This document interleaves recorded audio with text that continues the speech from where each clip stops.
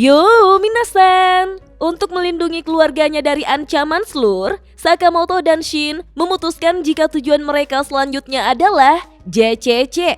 Apakah mereka berhasil menemukan semua informasi tentang Slur di JCC, minasan? Sebelum saya lanjut, siapa tahu ada yang ingin berdonasi, silakan klik link Saweria yang ada di deskripsi ya. Diawali dari dalam gedung JAA, Shishiba mengawasi proses perbaikan gedung tersebut.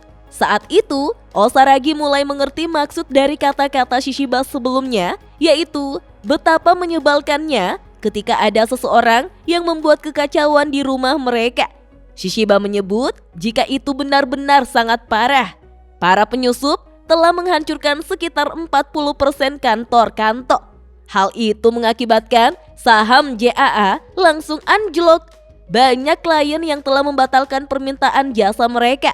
Ini bukanlah sebuah candaan. Osaragi lalu menanyakan, bagaimana dengan bonus mereka tahun ini?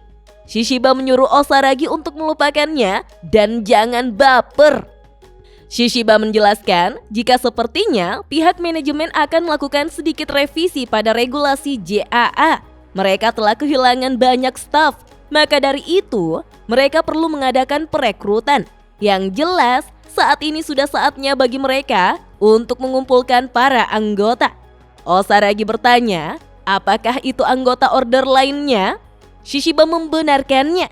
Dia penasaran apa yang sedang dilakukan oleh Kanaguri dan yang lainnya di saat seperti ini. Dia juga membenci orang itu. Shishiba pun menyuruh Osaragi untuk bersikap baik kepadanya.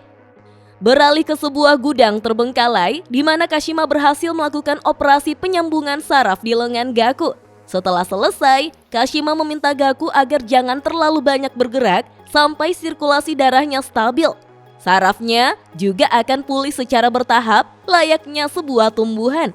Itu akan membutuhkan waktu hingga Gaku mampu merasakan jari-jarinya seperti sedia kala. Gaku merasa takjub karena tangannya benar-benar bisa tersambung kembali. Dia pun mengucapkan terima kasih kepada Kashima. Kashima pun menjelaskan jika Gaku seharusnya berterima kasih kepada orang yang memotong tangannya, sebab tebasannya sangat rapi sehingga jaringan otot-ototnya masih hidup.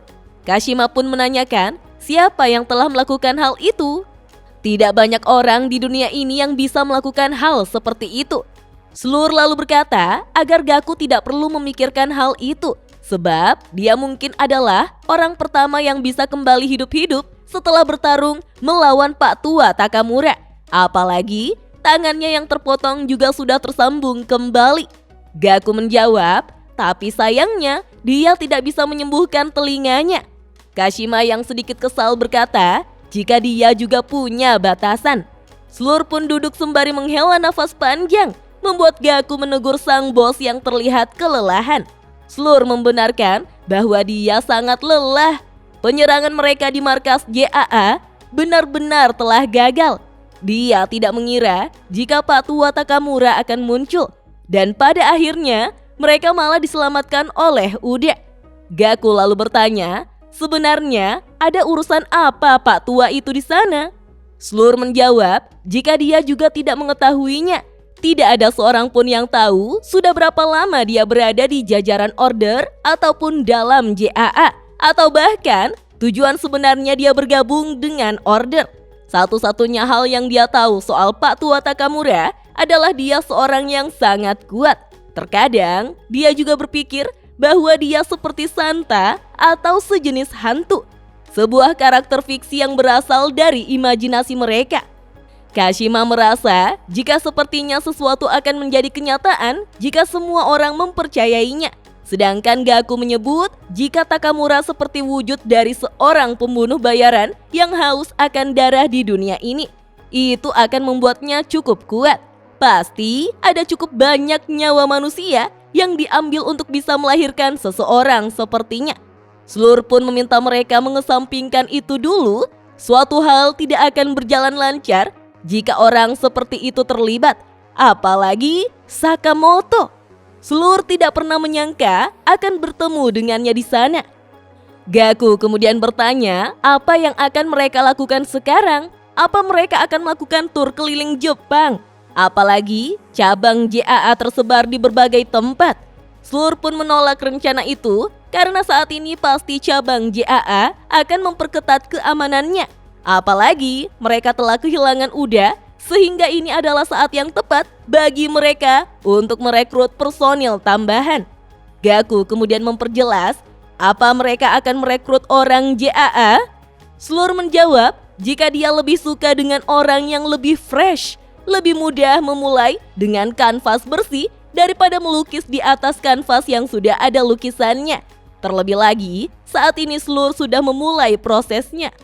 Sementara itu di dalam toko, Shin mengatakan jika dia tidak masalah dengan niat mereka pergi ke JCC untuk menggali informasi mengenai Slur. Tapi sejujurnya, dia tidak mengerti apapun tentang JCC. Mendengar itu, Heisuke tampak kaget karena mengira jika Shin mendapat lisensi tanpa mengikuti ujian. Menurutnya, itu sangatlah luar biasa. Shin menjawab singkat, "Bukan begitu." Sakamoto yang baru keluar dari rumah sakit tampak heran karena semua tanggal kedaluarsa dari produk jualannya masih fresh. Dia pun sadar jika Nagumo pasti telah membuat kekacauan di tokonya. Sakamoto mengingat Nagumo yang mengatakan dengan santai bahwa Floder telah membereskan sisanya. Lu bertanya, apakah JCC itu adalah Akademi Pembunuh Bayaran? Dia terkejut karena mereka bahkan memiliki situs webnya sendiri. Sebuah lembaga pendidikan JCC dengan total pendaftar hingga saat ini ada sekitar 1.000 orang.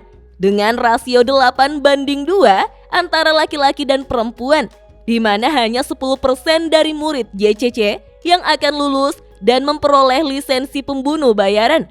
Semua akan tinggal di asrama akademi. JCC sendiri memiliki 36 staf pengajar dengan 4 tahun masa pembelajaran. 90% dari total murid kebanyakan keluar atau mati saat menjalani pelatihan. Mengetahui hal itu, Lu memutuskan untuk tidak ikut pergi ke sana. Mereka tampak bernostalgia saat melihat halaman para alumninya. Mereka pun bertanya apakah bosnya yaitu Sakamoto juga lulusan dari JCC. Jika lulusan JCC, dia bisa pergi ke tempat itu sebagai alumni. Sakamoto menjawab jika tidak mudah untuk masuk dan keluar dari JCC karena keamanannya sangat ketat. Tiba-tiba, Aoi datang menghampiri mereka. Dia menjelaskan jika dia menemukan sebuah brosur saat membersihkan ruang tamu dan meminta penjelasan Sakamoto tentang brosur tersebut. Dengan wajah marah, Aoi mengira bahwa Sakamoto berniat mendaftarkan Hana ke tempat itu untuk menjadikannya seorang pembunuh bayaran. Tiba-tiba, mereka terkejut melihat brosur JCC yang sedang membuka pendaftaran murid baru untuk halayak umum. Keesokan harinya, Shin dan Sakamoto pun menaiki pesawat untuk mengikuti ujian JCC. Sang kapten menginformasikan jika para penumpang wajib mengencangkan sabuk pengaman sebab perjalanan mereka akan memakan waktu 3 jam. Dan jika mereka memerlukan sesuatu, silakan memanggil pramugari. Shin sangat terkejut mengetahui jika mereka akan ke sana sebagai seorang calon pendaftar. Sakamoto menyebut jika hanya itu satu-satunya cara teraman dan masuk akal. Shin mengingatkan jika mereka akan menyadari dengan melihat umur Sakamoto. Namun, Sakamoto meminta Shin agar tidak mengkhawatirkannya dan menyuruhnya melihat penumpang di sekitar mereka yang tampangnya sangat mengerikan. Shin pun menyadari bahwa tidak ada batasan umur saat mendaftar ke JCC. Ujian untuk murid pindahan juga sangat sulit. Beberapa orang bahkan masih perlu berlatih dan melakukan ujian ulang untuk bisa diterima di JCC. Shin yang masih kurang yakin menyebut jika Sakamoto adalah alumni dari JCC. Mana mungkin mereka tidak mengenalinya? Sambil memakai topi, Sakamoto menjawab jika dia akan menyamar. Melihat itu, Shin bertanya, memangnya selemah itukah keamanan mereka sampai bisa dikelabuhi begitu saja? Dari arah belakang, para calon pendaftar merasa jika para amatiran sangat berisik dan mereka pasti akan segera mati. Akira yang duduk di baris belakang tampak canggung melihat para peserta ujian yang terlihat begitu kuat dan tidak gugup sama sekali. Akira pun berusaha menenangkan dirinya agar tidak pingsan sehingga bisa lulus menjadi seorang pembunuh bayaran. Di dalam pesawat, Shin menanyakan soal ujian transfer JCC. Untuk rata-rata para pesertanya selevel apa? Sakamoto pun menjawab jika tingkat kesulitan ujian transfer JCC lebih tinggi ketimbang ujian umum. Banyak dari mereka yang sudah terlatih. Sakamoto yang memakan banyak bento lalu mengingatkan Shin jangan sampai lengah. Begitupun dengan Shin yang mencontoh bosnya. Tiba-tiba, seorang peserta JR datang menghampiri Sakamoto. Dia bertanya, apakah ini pertama kalinya dia mengikuti ujian transfer? Sepertinya Sakamoto membutuhkan energi yang banyak. Shin dengan mulutnya yang penuh menanyakan, apa maumu om? Sambil tersenyum, Jay menyuruh Shin yang dianggapnya bocah untuk sedikit belajar tata krama. Itu adalah sedikit nasihat untuknya. Jay menyarankan akan lebih baik saat menjalani ujian, perut mereka dalam keadaan kosong. Sebab perut kenyang akan membuat indera mereka tumpul. Para peserta lainnya merasa jika Jay tampak menjijikkan karena berusaha mengintimidasi para pemula. Jay menjelaskan jika hanya ada satu dari peserta yang mampu melewati ujiannya. Dan tiap tahun format ujiannya berbeda-beda. Jadi mereka tidak akan tahu ujiannya seperti apa. Dan jika saat ujian, seseorang tidak tampil dengan prima, maka dia bisa mati. Dengan santai, Sakamoto dan Shin tampak tidak menghiraukan ucapan dari Jay dan tetap fokus menyantap makanannya. Melihat tingkah Shin dan Sakamoto, membuat Jay sangat kesal. Dia pun segera menyeruput spaghetti milik Sakamoto, lalu memakannya sambil berkata, jika kebanyakan orang yang pertama mati adalah tipe orang seperti mereka. Jay tidak sabar untuk melihat saat-saat kematian mereka. Jay lantas menendang tempat makanan milik Sakamoto karena spagettinya benar-benar menjijikkan. Saat pria tersebut pergi, Shin menanyakan apakah Sakamoto ingin membunuhnya. Sakamoto menjawab jika itu tidak perlu, sebab itu tidak akan mengembalikan spagettinya yang sudah terbuang. Sementara itu, Akira yang menyaksikannya merasa itu sangat mengerikan. Akira mengira jika Shin dan Sakamoto adalah seorang pemula seperti dirinya. Namun ini bukan saatnya untuk mengkhawatirkan orang lain. Sebab jika dia kehilangan konsentrasi, bisa-bisa dia bakalan mati. Dia harus bisa melewati ujian tersebut dan menjadi seorang pembunuh bayaran. Namun tetap saja, Akira masih merasa kasihan dengan mereka berdua. Beberapa saat kemudian, pramugari segera menginformasikan kepada para peserta ujian transfer JCC bahwa dia mengucapkan terima kasih atas partisipasinya dalam penerbangan ini. Namanya adalah Mizuno. Sekarang dia akan memperjelas protokol ujiannya di antara 360 peserta yang ada di pesawat. Ada beberapa pengurus ujian yang sedang menyamar. Semua pengurus memiliki peluru khusus yang bertuliskan label JCC. Sehingga tugas mereka adalah mencari pengurus ujian dan merampas peluru tersebut. Para peserta mengetahui jika pengurus ujiannya adalah seorang pembunuh bayaran profesional, sehingga mereka harus berhadapan dengan mereka. Mafuyu lalu bertanya, apakah para peserta boleh membunuh para penguji saat hendak merampas peluru tersebut? Sambil tersenyum, Mizuno menjawab, tentu saja para peserta bisa melakukan apa saja. Mizuno pun mengucapkan, baiklah semuanya, selamat bersenang-senang. Tiba-tiba, beragam senjata keluar dari atas mereka. Seketika itu, para peserta mulai menyerang satu sama lain menggunakan senjata yang mereka dapatkan. Dari bawah, ada dua orang bocil tampak melambaikan tangan ke arah pesawat dengan damainya. Namun di dalam pesawat, sedang terjadi perseteruan antara peserta dan para penguji. Rupanya, pemberian senjata dilakukan secara acak, sehingga menjadi tugas para peserta untuk memanfaatkannya seoptimal mungkin. Tanpa diduga, Jay mendapatkan sebuah spatula. Dia pun memprotes kepada Mizuno karena seharusnya dia mendapat senjata lain. Bagaimana bisa dia bertarung dengan benda seperti itu? Mizuno dengan cepat bergerak dan mengambil spatula milik Jay, lalu menebas lehernya menggunakan spatula tersebut.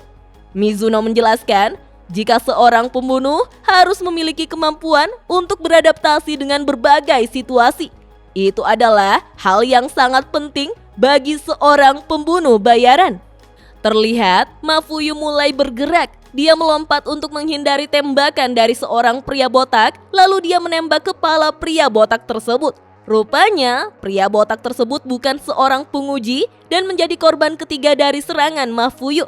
Peserta lainnya merasa yakin jika mereka menyewa para instruktur JCC dan kakak tingkat untuk menjadi pengurus ujian. Mungkin usianya sekitar 20-an. Jika dia bisa mengamati bagaimana pergerakan mereka, dia pasti bisa menemukannya. Dari atas tempat penyimpanan barang, seorang peserta yang bersembunyi menyebut jika para rekannya sangat bodoh karena mereka malah terjun ke dalam pertarungan. Dia merasa cukup pintar sehingga dia menunggu sampai saat di mana sebagian besar dari mereka mati. Lalu, dia akan merebut pelurunya dari siapapun yang masih hidup. Shin pun mulai bertarung melawan salah satu pria. Dengan mudah, Shin mampu mengalahkan pria tersebut. Namun Shin merasa kesal karena pria tersebut adalah seorang peserta. Apalagi jumlah peserta sangat banyak sehingga sulit baginya untuk membaca pikiran mereka. Akira yang mendapatkan sebuah senjata api berusaha untuk menggunakan senjata tersebut. Tiba-tiba salah seorang peserta hendak menyerangnya karena ingin mengambil senjata tersebut. Tiba-tiba Akira tidak sengaja menembaki ke arah para peserta. Dia pun segera meminta maaf karena tidak bermaksud untuk melakukannya. Akira kemudian melihat Sakamoto yang hanya mendapatkan sebuah pulpen. Dia pun merasa sangat kasihan karena pria gendut tersebut akan segera berakhir. Akira lalu sadar jika saat ini bukan saatnya untuk mengkhawatirkan nasib orang lain. Tiba-tiba, Akira dan peserta lainnya terkejut melihat Sakamoto beraksi menggunakan sebuah pulpen untuk mengalahkan seorang pria yang mencoba menyerangnya. Mereka sampai bertanya-tanya, siapa sebenarnya orang ini? Nah, minasan, bagaimanakah kelanjutan pertarungan di pesawat ini? Apakah Sakamoto dinyatakan lulus dalam perekrutan JCC? Penasaran kan? Tonton terus video selanjutnya ya. Dah.